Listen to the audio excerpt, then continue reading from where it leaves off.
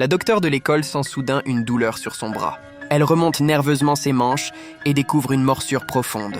Ses yeux deviennent rouges et sa peau autour de la morsure noircit. Du sang noir jaillit de ses narines et son corps tremble de manière incontrôlable. Ses os semblent craquer et une force étrangère prend le contrôle de son esprit.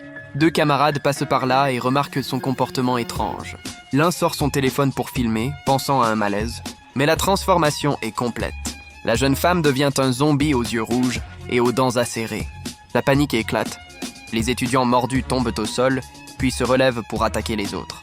Les cris résonnent et le lycée se transforme en chaos total. Au milieu de ce carnage, le professeur Lee Chang-hye réalise que tout a commencé lorsque une étudiante a été mordue par un rat de laboratoire infecté. Il tente de cacher l'accident et enferme la première victime, mais le virus est hors de contrôle.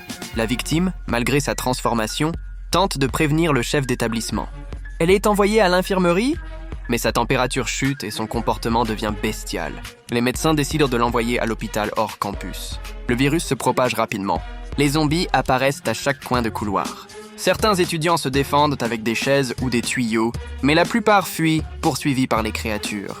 Nanju tente de trouver un abri, mais la cantine est envahie par une marée de zombies.